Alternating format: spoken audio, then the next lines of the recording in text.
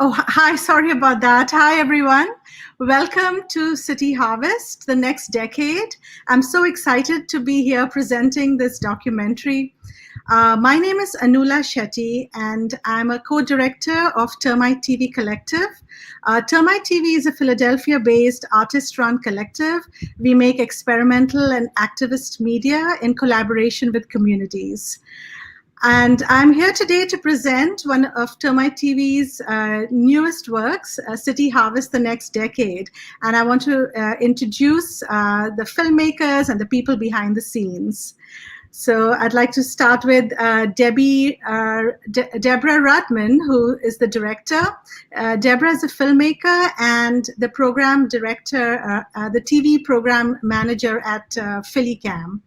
And next we have Aggie Ibrahimi Bazaz. And Aggie is also one of the filmmakers. She's a documentary filmmaker and a professor at Georgia State University. And we have Petra Gettel, who's a film student. She's the editor of City Harvest, of the film you're going to be watching today. And she's also a student at the Georgia State University. Okay, so Debbie, do you want to say a few words about the film? Sure. Well, we'll be talking after the film, so I hope that you'll all stick around and, your questions and comments in the chat, we'll be paying attention and try to address your questions. I'm really glad to have you all here, even though I can't see you and we're not in the same room, and it's not going to be a screening at night, and it's a beautiful day outside for gardening.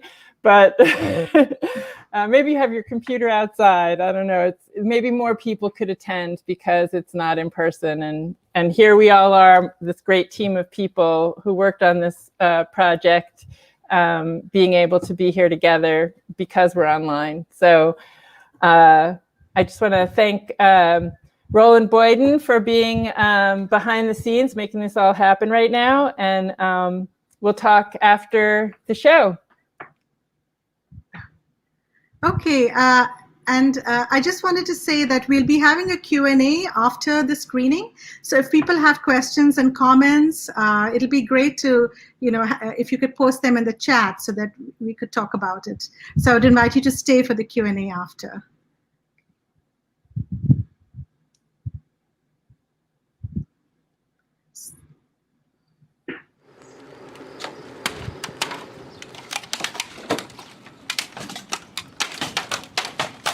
We are knocking out old 128s that we just potted up into 6-packs to go out to all the gardeners tomorrow for the first spring distribution.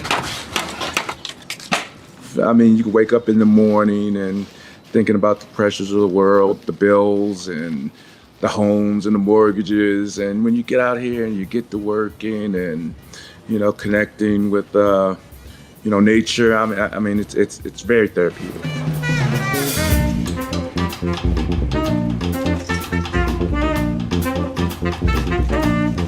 I like your shirt. Oh, thanks. City Harvest is first and foremost a community of thousands and thousands of people in this region who care about horticulture, who love to garden, who believe gardening has a role to play in our society. I garden 3 different places, and I garden in my home, in the front, at the back, and inside my home. Everybody, like I said, is working toward the common goal. They're excited when you get to harvest. They're excited with something that you plant and grow. City Harvest, a community of 150 different growing sites working together to produce tons and tons of produce for food pantries and families in need. So we have an organic greenhouse here where we're growing out a lot of seedlings that will go out to all the 140 City Harvest gardens. And then those gardens will then grow that food out and donate it to either a soup kitchen or food cupboard or sell it at a low-cost market in their neighborhood to kind of mitigate hunger in the city. So we give everything that we don't sell to the food pantry, so the people there have fresh organic produce on top of all the other stuff that the pantry gives out. So nothing goes to waste. These greening and gardening projects are really accessible and incredibly powerful ways to bring people together, help people take ownership and agency over their physical environment, and through programs like City Harvest feel that they're also giving something back to the city. Okay, nice. That's great. It brings me a good feeling to make people come out the side of their houses and look at something and say, wow, that's beautiful. It makes me feel good inside. And making our garden so nice. I was so happy to come out here to see the gentleman digging up all around the perimeter. Oh, it's going to be nice.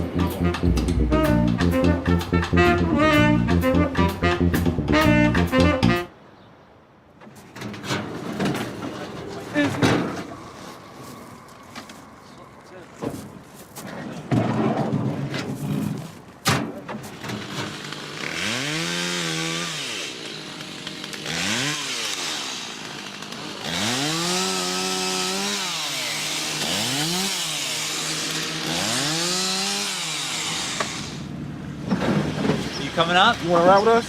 I'm the Roots to Reentry program manager. It's been in existence since 2010, and it sort of grew out of the prison at the City Harvest farm that they run. They do about 5 or 6 weeks and get like the basic training, and then they'll go out on kind of a work release or internship project where they'll be working at different community gardens around the city, including a lot of City Harvest sites, and helping with everything that needs to be done. Kind of dig a little bit off of the side of the building.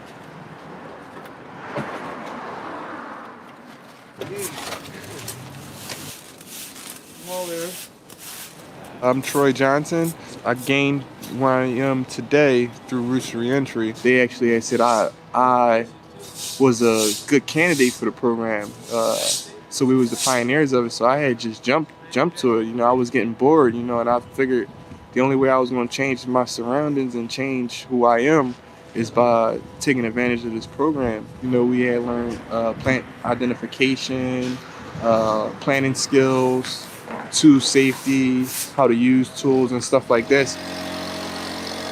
A couple groups on and off we've been taking in to the farm and stuff like that, and just letting them have a feel for the possibilities that can open for them. Once you get the hang of it, it's super. Plus, we got a good teacher right here. Right, Miss Mia? Thanks, man. There you go. I always was just learning it each day more and more because I'm very fond of art, and I just looked at it as another form of art. So, you know, as I was learning it, I gained to love it. Anyone, I believe, who gets involved will leave with a really feel-good feeling. It's something new to me. I never thought I would actually be doing this, but I'm doing it and I'm loving it. It's just a beautiful thing so far, so good. What's these black things on there? That's the seedlings. That's the top of the seeds.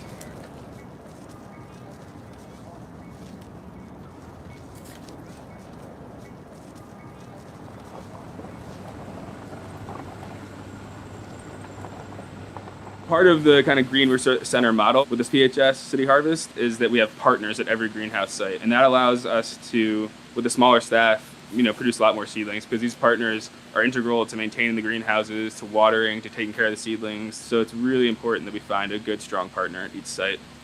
And the structure of a leaf or a flower and how incredibly designed that is, okay? That's something that also, for me, is inspiring. Alongside Chris Bolden-Newsom, we co-direct the community farm and food resource kind of programmatic youth side to things. So we work with 12 to 16, sometimes in the summer 22 high school students who come and are integral in every part of the growing process as a way to kind of see food and your connection to food as a medium for personal and professional growth. The main thing we do is provide skills and kind of a connection and a place for people to connect to their food. So we believe that has rippling effects to people's personal health, the health of the community, and to gaining power back over their food system. I want to challenge you to finish this summer program strong. Come on, come on, come on. There, you'll see them. They're bored already. All right. I gotta eat one first. It's so cool here. So we have like 8 to 10 garden beds that we already plant stuff in. So here we all about like producing stuff for producing food and vegetable for the community. So people from all around the community come down here to check out the food because it's organic. I'm from Liberia. So we do farming down there. My mom introduced me to farming. The garden is what made me connect to my mom. My mom is not here. She's in Liberia.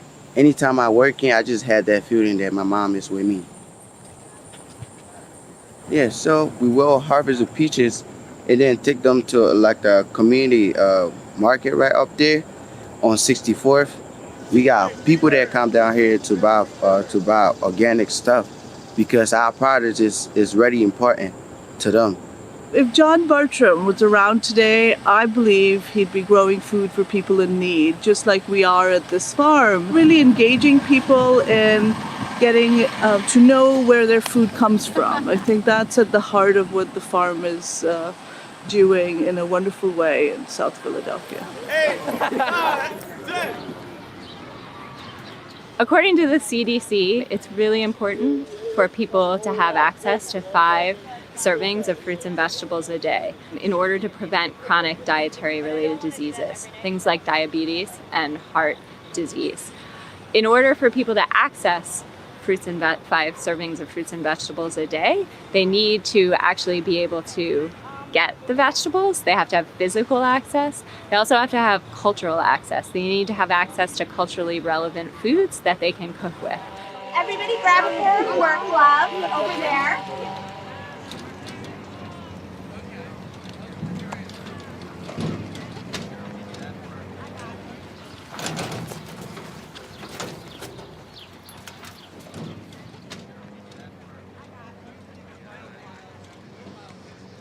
Hey, I'm here at Ed Meitinger and working on with the community gardeners on this side and some of the entrepreneurial gardeners on this side of growing together. This is a community garden where every one of these different gardeners is growing food for their own use in their own home. And then on this side, we are growing larger amounts of food for a farmer's market to be held in the area, in a food insecure area, so that other people who aren't gardeners can have access to a great fresh produce grown in their own neighborhood. I'm here to do the volunteer in gardening. I'm here to helping all the family members, all my parents, and myself, I'm trying to help the community.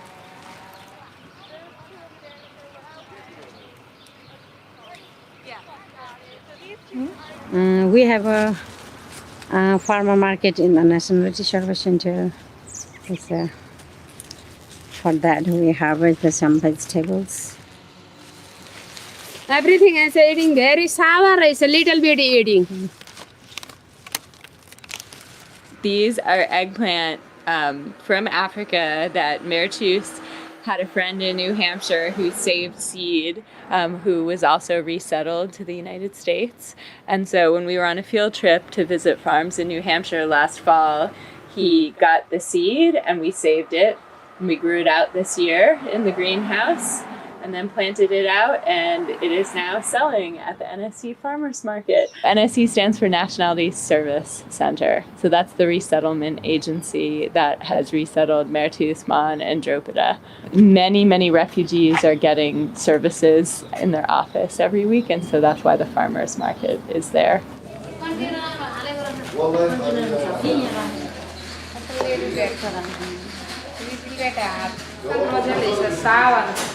Oh, it is. sour. Yes. I don't know. Oh, it is. This is what we fry with the mix with the potatoes and onions and a little bit oil, and we fry it with the potatoes. And it's good taste for this one. One of the main problems that City Harvest works to address is the problem of access to fruit and vegetables. So when you go to the grocery store, fruits and vegetables are some of the most important, but also the most expensive things in the grocery store.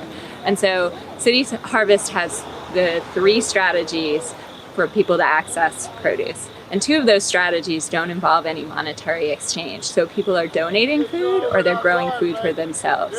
And the 3rd strategy, having access to affordable markets, with recent changes in SNAP benefits, is also more accessible to people who are below the poverty line, which is 1/3 of all Philadelphians.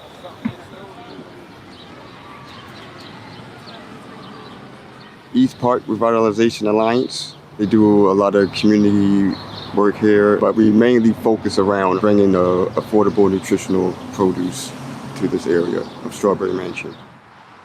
You could walk around this neighborhood and find tons of corner stores where you can buy soda, you can buy chips, but you couldn't buy an apple or a banana or a tomato or a cucumber. If you look at the health outcomes of this neighborhood, they're really poor. Very high rates of obesity, diabetes, hypertension, all of which are chronic diet-related illnesses. Our goals are basically to make fresh, nutritious food affordable and available to everybody in the neighborhood. But we've also realized that just increasing access is not enough. Raising awareness about the importance of eating healthy is also important. And so that's sort of the second part of our programmatic work, is raising awareness. Another main goal of ours, is just to interact with as many people as we can and try to start up that dialogue of, fresh produce. Like Tano, some people call it dinosaur kale. I want them to really take ownership of this garden, because this is their garden. This is their neighborhood. We are clipping up tomatoes so they're not on the ground, to keep them disease free. I've been in City Harvest for 10 years, and this is my first year for the Beginners Farmers Program, so which is a great program, which teaches you how to grow, to be an entrepreneur and selling your vegetables and whatever it is you want to do as far as like gardening or produce is concerned. So it has been a real pleasure being able to be part of this program. So City Harvest generally tries to support all the growers with technical assistance, and that includes a workshop series and bringing in guest speakers, not just from Philadelphia, but from across the country and especially from the Mid-Atlantic, so that, again, with all City Harvest growers, we can provide some transferable information and some inspiration. The drip lines for over here are going to run here. The drip lines for over there are going to run in both directions. We're training the tomato plants to grow within the string. Train it early, then to learn to grow up into the trellis. But I really like this program because it's helping us help people eat better, and how to eat to live. Because you can eat to die too. You can eat the stuff and just kill you. Everything you consume ain't good for you, you know what I mean? Even though it might taste good, but it'd be like a wolf in sheep's clothing. For real. But I'm learning some stuff though. See, this one was ripe and the squirrel just had it for breakfast. Another one is how beautiful they are. The weather is beautiful. It feels wonderful. So welcome to Earth Keepers Urban Farm at King Sessing Recreation Center. So here we have about a 1/4 acre of land where we have vegetable beds as well as a fruit orchard. What we have is a program where we train high school students to grow organic fruits and vegetables.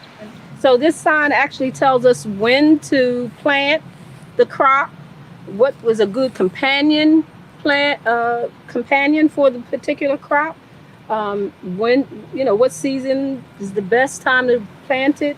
The okras have to be picked almost every day because they get tough and you can't use them anymore. See, all these here they go to for seed. We teach everything about growing organic fruits and vegetables, from selecting the seed, planting the seed, nurturing it. They get some information, scientific information in reference to how the fruits and vegetables, how the proper nutrients put into their body produces a healthy body. So we have several signs that the students actually make.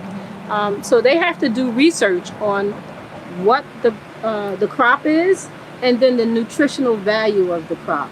So in this way, if they, they're studying it, they're making signs. We have a sign for almost each crop that we grow here. And so they can not only share this information with our customers, because a lot of times some of the things that we grow our customers are not familiar with. And not only do they share it with the customers, but it's for their information.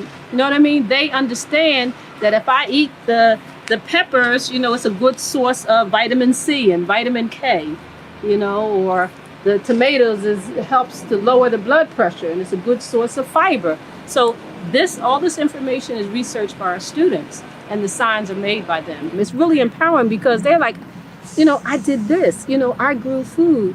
Some of the students come and you ask them, well, where did your food come from? And they say from the supermarket.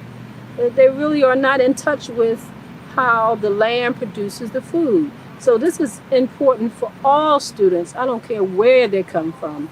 It's important to understand the importance of not only putting good food in your body and the nutrition and how it makes a healthy body, mind and body, because not just the body, the mind is connected, but also the fact that you have to take care of the land because the land takes care of you. So important lessons are learned here.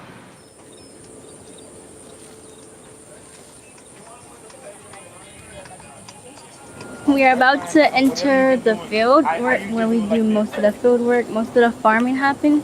You wouldn't really tell the difference between popcorn and sorghum until those shoots come up because they look really similar, but they are in the same family.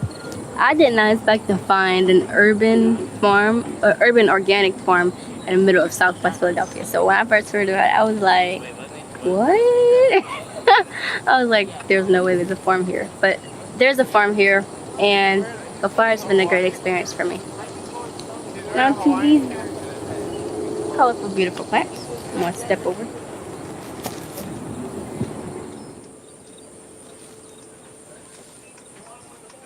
So this is the flower corridor, and we are going to be doing cut flowers as part of the entrepreneurial operation.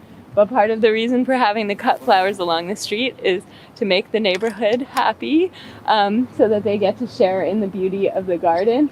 Basically, the lot was in rubble, and since we've planted the flowers, we've had a lot of habitat restoration, so we're seeing tons and tons of pollinators, as you can see in the background, and goldfinches and lots of other wildlife. So it's gone from rubble to wildlife restoration.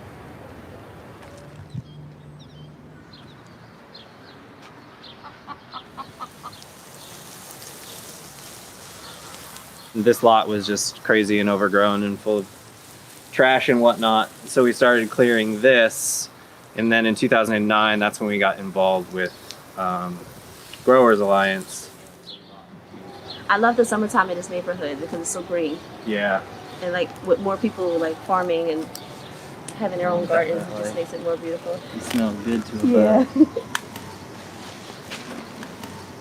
We have a lot of customers that were weekly customers that come and buy eggs and honey, kale. We have just informal agreements with a bunch of people that'll come and harvest herbs when they want to. The gate's always open.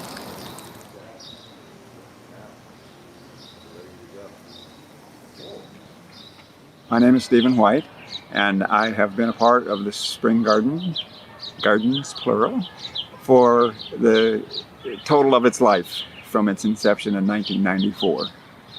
When we first started, we convinced the city that owned all of this land to have this use available for public use. We worked from the very beginning to try and give the impression that we were a long-term, maybe permanent garden. We developed a perimeter for that purpose so that some developer wouldn't try to work some arrangement to get hold of the land for development. So there's the green space, there's the unification of our neighborhood, and we feed people. We feed ourselves, we that are gardeners. We're very active participants in the City Harvest program.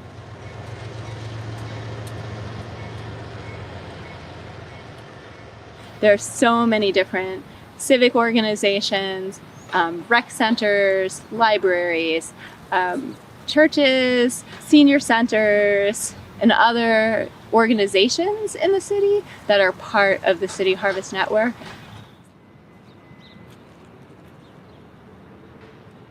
My name is Elizabeth Crespo, and I am the Older Adult Specialist for the VIDA program, which is an anti-aging program for senior citizens 16 and above. So it's a program that's awesome because it's taking our senior citizens and getting them involved. Lindo, good. Eso lo trajo ella, ¿viste? Sí. Tú dices que no había bajado nada. ¿Por qué no estuviste?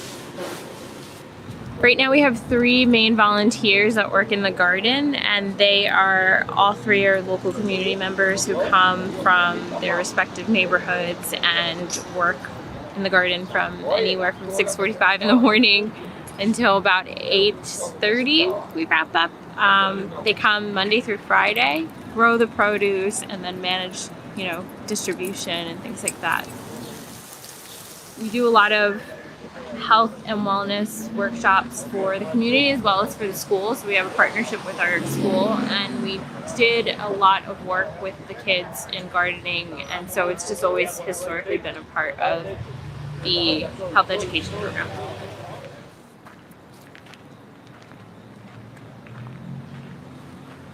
As they do the garden, people surrounding, like the houses that are around and the people who are going by the garden, see that and they ask questions, and it inspires them that if they have maybe little pieces of land in their home, for them to grow their own vegetables. I know for all of us, we really enjoy picking really fresh produce off and eating it or trying new things, and I keep learning about new plants in the garden that I didn't know before. So it's really helpful to just share that knowledge with other people and to bring things in that people didn't know we even grew out here. This is the peach tree right here, and these are the tomatoes. And over there we have squash and eggplants, the white eggplants. And here we have beans and hot pepper. And these are the cherry tomatoes. We got a lot of them right here. And pumpkins we got over there, and squash on that side. So we are retired from work, and this is our second job. We retire from work and we enjoy this work right here. Yeah, what we like here. Everything is good. Everything is fine. It's like a therapy for us. Come over here every morning and put water in the plants, cut the flowers, cut the vegetables, the fruits. Like I said, the peach tree was full of peaches, sweet one. And we enjoy this. Yeah, we feel more joy and more happy. No matter how old we are. Y mira, y aquí tenemos más flores aquí. Qué linda.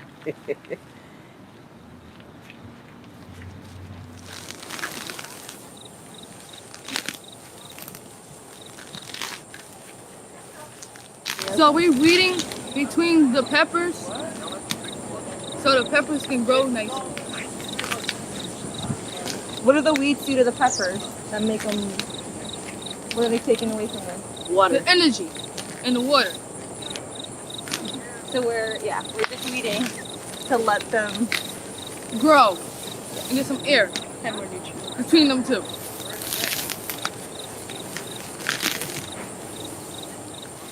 To the extent that resources allow, our hope is to continue to see the program grow, to add more and more growers, and continue the work we've done through the Green Resource Centers, which are community greenhouses and training facilities, so that with the same land and the same producers, we can grow more, and hopefully we also add more producers to that puzzle too. It can be done. We're in the middle of North Philly, and we have this beautiful garden here. So the sky's the limit. Everything is possible. We just have to believe it's possible.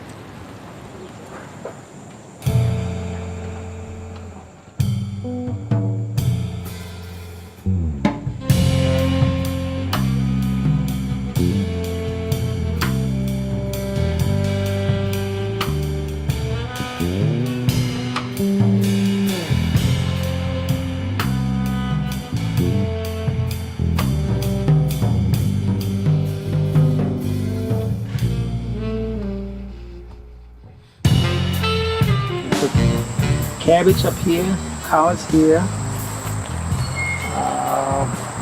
broccoli here. All I gotta do now is plant. And that's the best part. They're wild, but they're fun. You know, it's like anything that kids can pick and eat. It's good. Raspberries are raspberries.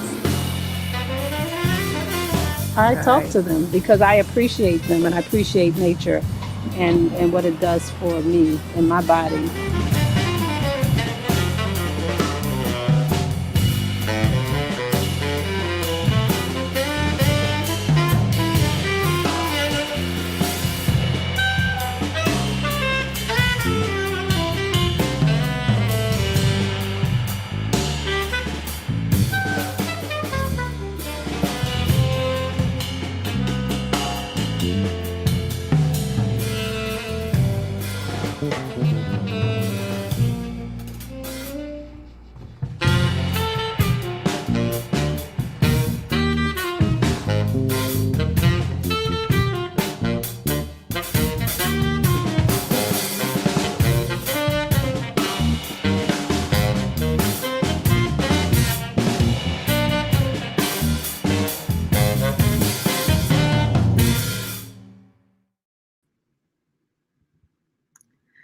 Wow. Welcome back, everyone. And this is the Q&A part of the evening. And I would like to introduce a special guest, Adam Hill from the Pennsylvania Horticultural Society. Hi, Adam. Thanks for joining us. So, Adam, I was just wondering if you could give us a bit of an update since, about the City Harvest program. What has happened since the documentary was First of all, it's so cool to watch this video and just see the evolution of the program, and also just like all of the amazing growers that we're able to work with throughout the city. I think especially this year, because I'm used to interacting with everybody pretty regularly, and it's been a weird year of the pandemic. So being able to see their faces has been really cool tonight. But the program, City Harvest, is still growing really strong. Again, it's been a little difficult with the pandemic. Like we really rely on a lot of the growers to help us grow the seedlings and do all of that. And also we had to deliver everything this year, which was kind of difficult because we had to deliver out to 130 gardens all over the city 5 times this year. But yeah, we did it, and I think we still served everybody well. We're bringing on 5 new sites this fall, which we're excited about. We're also finally completing our 5th Green Resource Center and greenhouse in Strawberry Mansion, across from Strawberry Mansion High School on Ridge Avenue this fall, which will be great and increase our production capacity to serve more gardens. Another exciting thing is we started this new program since the documentary started called the PHS Community Gardens Program. And that's really focused more on just like ensuring that community gardens in the city are healthy and strong and successful. So it's, City Harvest focuses on helping people grow food for donation and sharing with others, but this is really about more just making sure those community gardens have what they need to be successful. So whether it's like for emerging gardens to help them find land or create infrastructure, or for mature gardens to start thinking about how they're going to succession plan and all those things and everything in between. And we've really seen, PHS has known this for years, but I think we've seen this during the pandemic that the community gardens are, a really important fabric of a lot of communities. So being able to support those places and those growers to be able to stay on their land and be successful has been really great. In addition to that, this year, kind of brought on by the successes of City Harvest and by the pandemic and the fact that we have a lot of people have more time or kind of ability to help others, and there's a lot more need out there for fresh produce, as we started something called Harvest 2020, which is really about kind of emboldening and empowering home gardeners across the region to grow and donate produce in their communities.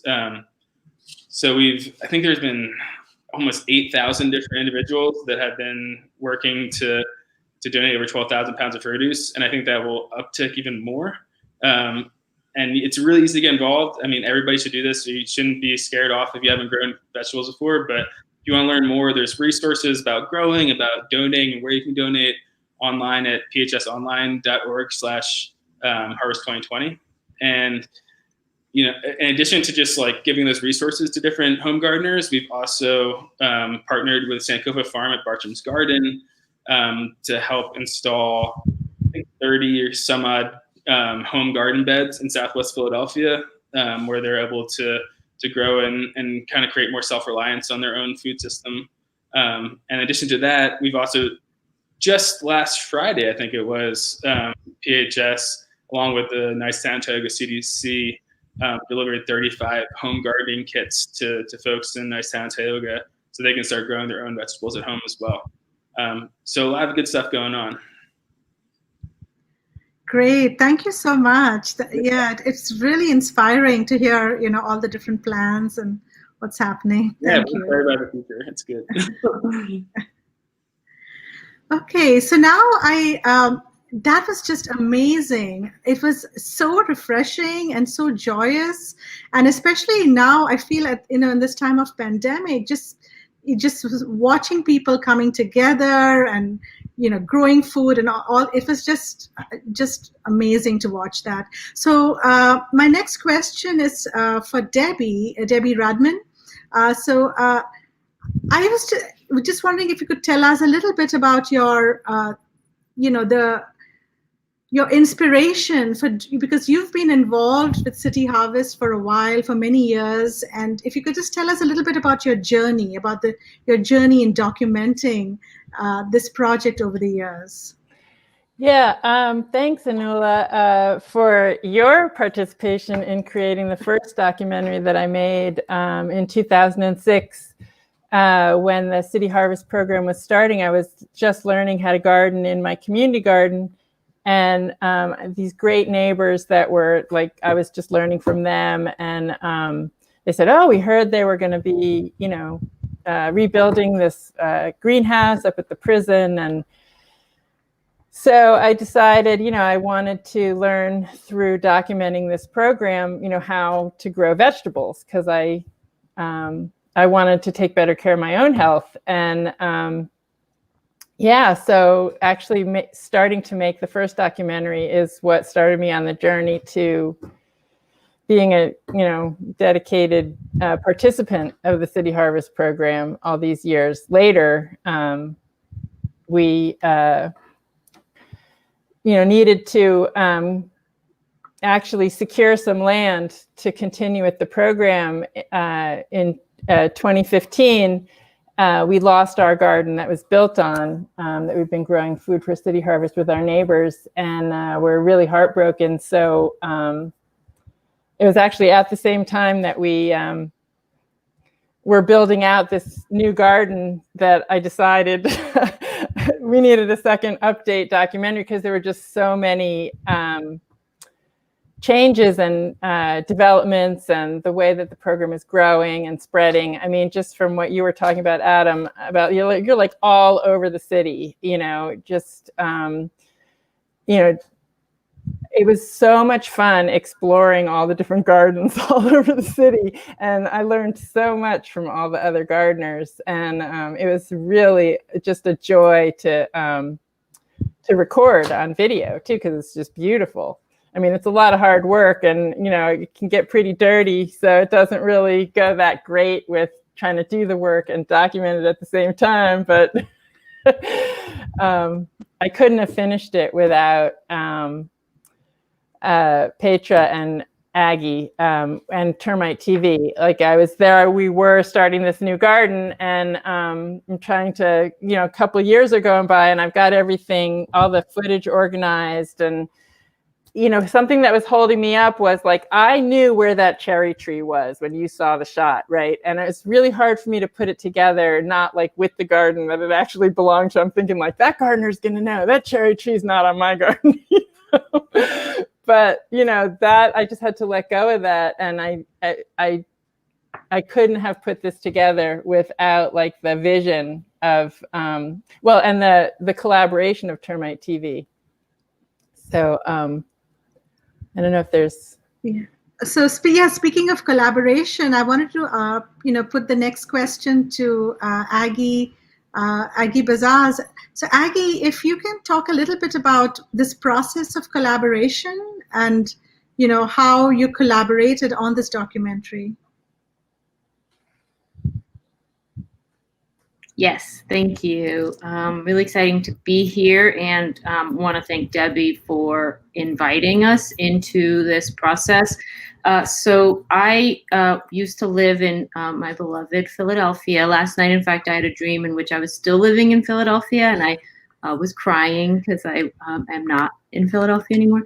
But I was moving into a job at Georgia State University, where I'm happy to be teaching, and I was in a meeting with my dear friends at Termite, and Debbie mentioned that she had all this amazing footage and had been shooting for a few years, and the edit was not advancing, and I know that feeling because I also am in a long-term project where the edit isn't advancing.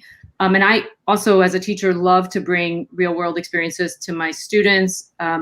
I'm especially interested in working with producers in editing classes so that students feel a sense of accountability, so that their edits are, they're practicing sort of how the editing and director relationship. And I thought that this particular project would be especially aligned with my values in teaching students to leverage the skills they're learning in the classroom to amplify community power and advance community strengths. And so I thought this is a really amazing project thematically, conceptually, and it's a really good, effective learning tool in terms of all of the work that students would have to do. So I was teaching in the spring of 2019 a digital editing class at Georgia State University, and ultimately, 2 classes participated in the edit of this film. There was a spring 2019 class that was a 4-month semester-long class in which students had about 4 or 5 weeks to work on this project, among other projects we did in that class. And then we did a summer class, which was 3 weeks, and students had about 5 days to work on this project. So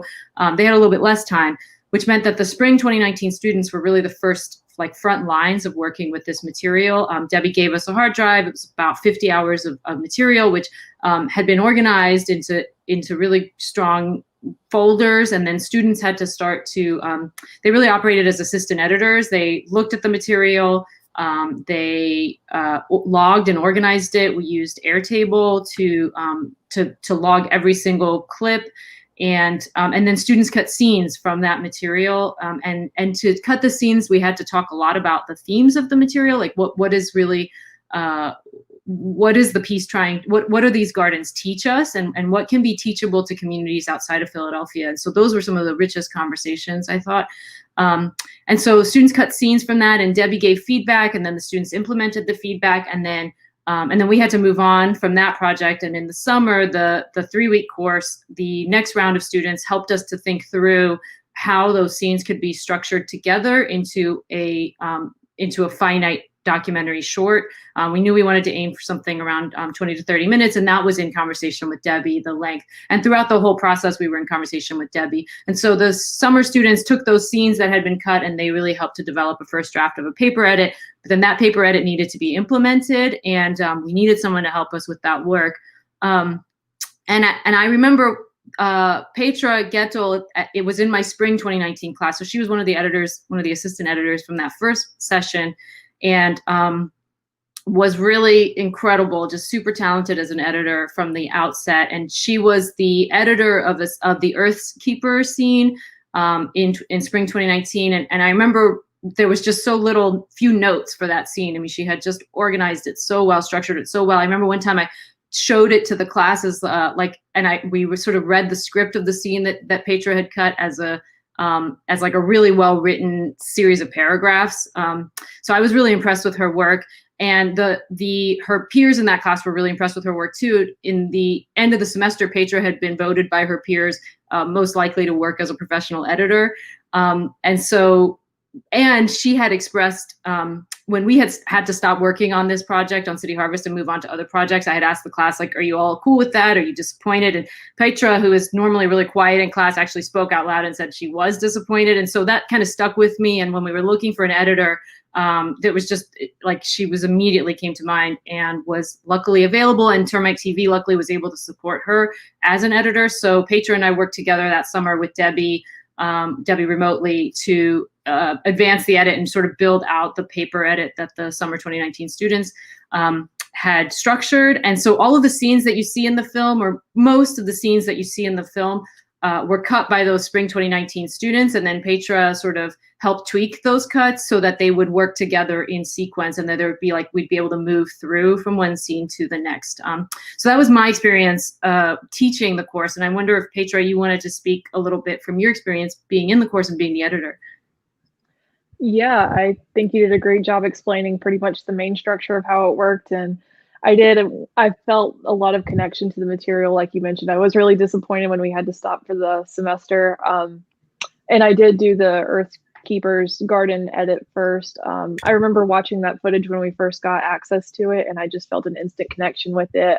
I appreciated so much how much they pushed education and teaching of teens and young adults, that, you know, these ideas that can be learned in gardening. And as someone who, you know, I appreciate education so much, my mom's a public school teacher, those ideas stuck with me, and I felt it in my heart. And it's amazing how, you know, I grew up in North Carolina. I was a college student in Atlanta, and yet these ideas from Philadelphia that we're seeing play out, you know, they can be kind of learned everywhere. You know, what's being done can be replicated everywhere, and we can all learn something from it and connect to it. And I really appreciated getting to work with that aspect of the film in that way. That's wonderful. Yeah, it's really great to hear about this process, because it sounds like all the things about connection and collaboration that were happening within the video are reflected in the process of how you edited and put it together. So congratulations on that. That was, yeah, really beautiful. So we have two questions from the audience. So one of the questions is, yeah, how many gardens did you end up filming and exploring? And I guess related to that is, how did you pick the gardens? So I don't know, Debbie, or did you want to address that? Sure. So in the first documentary that I made in 2006, there were 20 gardens participating. And I made it a point to get around to all of those gardens and get at least one shot of those gardens that were in that first documentary. For the second documentary, I really wanted to focus on the expansion of the programs. And I had to coordinate with like when there was actually going to be, you know, that a lot of people have to do this in their spare time, or there's certain programs at certain times on certain days, or this farmer's market on that day and this farmer's market on that day. But I started, you know, the same way that I did the first documentary, going through the seasons. So, you know, I started in the winter and I worked through to the fall. And in, you know, the midwinter was when the internship program at the prison was, you know, having some activities that I was able to attend. And that was really fortunate that they were, you know, in out in the community, like at Bartram's Garden. I wanted to be able to focus more also on the Green Resource Center that was there, and also the Sankofa farm that was there. So I usually couldn't get, you know, all of that covered. Like in one shoot, I'd have to go back a number of times, you know, when the teen program was going on at the farm, when the internship program was going on, you know, out on the grounds, you know, when there was activity for the Green Resource Center with the greenhouse and the distribution of the seedlings. So it was a lot of,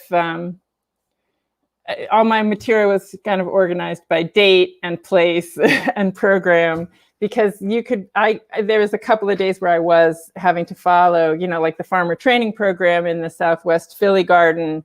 First, I visited when there was an open, like gardener, like there's a yearly garden day, community garden day, and a lot of volunteers come out and they were working in the community garden. But then there were also the farmer training program working in the garden where they were growing food to distribute through farmers markets and entrepreneurship. So trying to cover all of that and make sense of it. It was like then going from there to North Philly to the East Park Revitalization Alliance Gardens, because it was a collaboration between these two neighborhoods working on this farmer training program. So there was just like a lot of internet connectivity that had to be broken down into the seasons, the programs, the dates and the places, and what was happening where, when. So it wasn't so much how many gardens I could include, but the part with, I wanted to focus on how farmers markets are also a part of the City Harvest program. So going out to Germantown, I wanted to go to all the different areas of the city too, that it's covering these different regions. And it was a lot harder to get into the prison this time than it was the first time I had, it was still hard to get in, but there was a line of communication to be able to document the rebuilding of the greenhouse and the first participants at the prison. For this documentary, it was, fortunate that it was more focusing on returning citizens, doing work out in the community. And the part with the Earth's Keepers, took quite a lot to try to coordinate a visit. Aaliyah had, limited energy, and, her health was, we knew that we really wanted to include her in the documentary because, her health was failing, and the work that she was doing in the community was really important to document, and it's being carried on. So, yeah. Thanks, Debbie. Thanks. So I have a question for Aggie and Petra. I was just wondering, now having worked on it for so long, I was just wondering how you felt watching the finished product, today. Like, how did it feel seeing the completed version? I'd have to say excited and kind of just proud too. I mean, I had such less interaction with all of these people as opposed to all of you up in Philadelphia. And yeah, I was watching it and I was just thinking like, wow, there's so much that we can all learn no matter where we are, no matter who we are from this. And it's just great finally seeing those ideas come out and come across. And the finished product, it's really awesome. Great. And Aggie, do you have anything to add to that? Yeah, I mean, I think I really agree with what you said, Anula, that it is striking the degree of collaboration in the process of editing that mirrors the ecosystem model that exists within City Harvest, and that Debbie is really a strong proponent of and teaches me a lot about. So I think it's pretty inspiring to see that and also see that this model of collaboration works and how much it does take a village to build media. But also really, I'm just hoping that the piece can continue to be of use in the same way that the 2006 film that Debbie directed, The First City Harvest, was of use to the community. I'm excited for the ways that people might be able to use it and learn from it and use it to expand the work within Philadelphia with Harvest 2020 and outside of Philadelphia too. Great. And actually that was leading to my next question about how you see this film, furthering these ideas of, the message of urban gardening and food insecurity, bringing people together. How do you see this film? You already mentioned that, Aggie, but I was just wondering in what other ways you see that happening with this video. So I don't know, Debbie, if you wanted to answer that.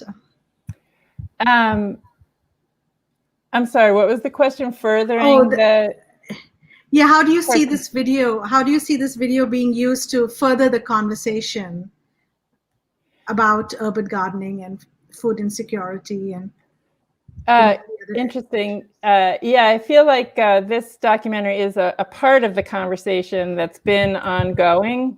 And a lot of times people who are involved in the work, it's such hard work, that they can see the work that they're doing. And I was hoping, that people would see that there's all this work that's being done, to support each other and to learn from each other and to inspire each other. And so, it's not the only work that's being done. It's just that, is my particular viewpoint from where, I could actually, participate and have access to.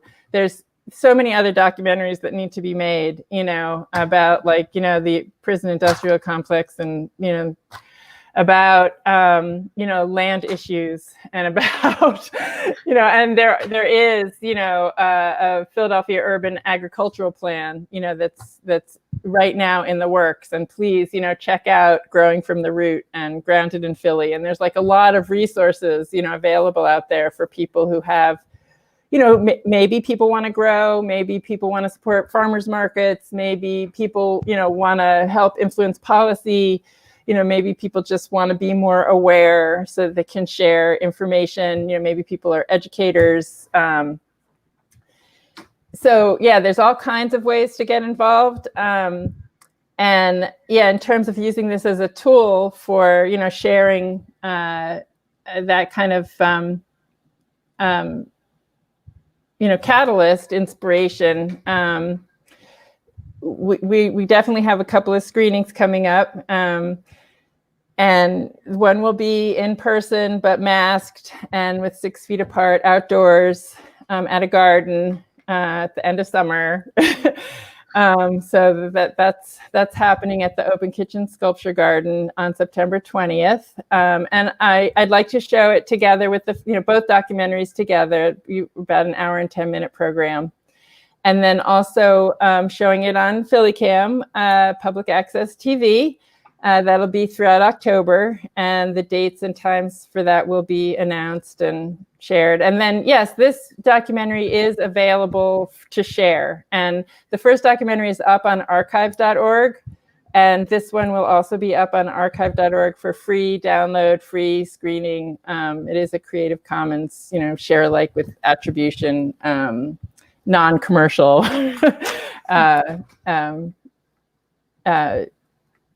distribution.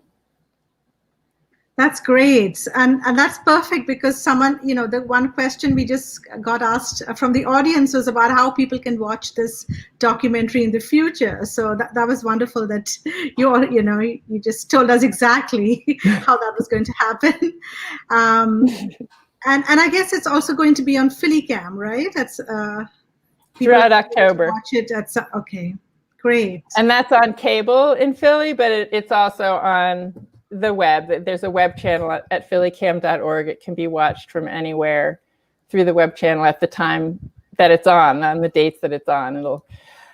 It'll potentially be on in the Termite TV time slot at 11:30 on Friday nights, but not everybody can watch at that time. So probably try to find, an earlier time for the whole family. Great. Okay. I think, I don't know, unless there's any other questions that come up. I just want to thank everybody for being part of this. I don't know if Aggie, Petra, or Debbie, do you have any thank yous to mention? So many people to thank. Oh. I want to thank Roland behind the scenes again for making this online screening possible. This is so much fun. It's so weird, but it's so much fun. Bringing everybody together and making it all work. And doing our awesome sound mix. And Leia for the graphics. Oh, these beautiful plant animations. It just ties everything all together. It's just such a delight. And no small task either to complete. And just beautiful work from Leia Vandertak on the animated text. Great. Well, thank you so much, everyone. And I hope you'll tune in to some of the other screenings that Debbie mentioned. And we'll also have them listed on the Termite TV website and on our Facebook page. So thank you, everyone. Thank you. Congratulations to all the filmmakers. Thank you. Thank you, Anula.